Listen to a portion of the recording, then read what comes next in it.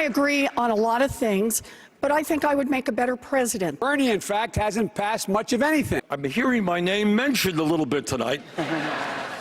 More than 15 million people tuned in last night to the Democratic presidential debate, moderated by CBS News. At times, as we all saw, it was a bit of a political brawl. Political reporter Jack Fink here with us. So, Jack, did this change the game at all for any of the candidates? Well, Brooke, that really is the key question, and that's because this was the final debate before Saturday's South Carolina primary and Super Tuesday here in Texas and 13 other states next week. One Democratic political consultant we spoke with says she believes the debate gave Joe Biden a boost, but didn't have an impact on the other candidates. Democrats did their best to knock off frontrunner Bernie Sanders.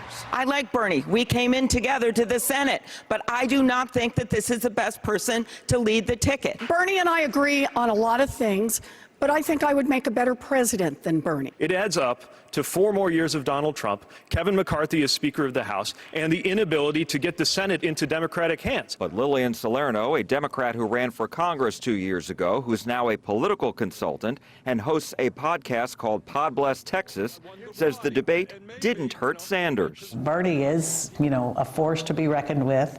He has a ton of support. And there's no way that Bernie's support erodes. A new poll by Progress Texas and PPP shows Biden and Sanders tied for the lead in Texas at 24%. Mike Bloomberg is next with 17%, followed by Elizabeth Warren, Pete Buttigieg, and Amy Klobuchar. Salerno hasn't endorsed anyone. She doesn't hesitate to say who she thinks won last night's debate. Vice President Biden. Why? I just think that he came out with a lot of punch. I'm not out of time. You spoke over time, and I'm going to talk. Here's the deal. The same poll found Bloomberg's campaign is hurting Biden. Salerno agrees. People that are, thinking, I don't know what we need to do, but we need to do something to beat Donald Trump. So I think that is very attractive for people. I think he's taken a ton of votes away from Vice President Biden. The Biden campaign said today it's adding staff and advertising in Super Tuesday states, including Texas. Bloomberg will be in Houston tomorrow. Warren will appear in San Antonio tomorrow, too.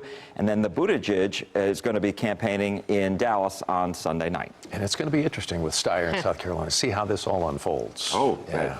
Certainly Biden in South Carolina. That's what we're waiting to see. Yeah. And, well, I meant what Steyer may take away. Yes. Right? Oh, yeah, we'll see. Interesting to see. All right, we're going to take a quick break. We'll be right back.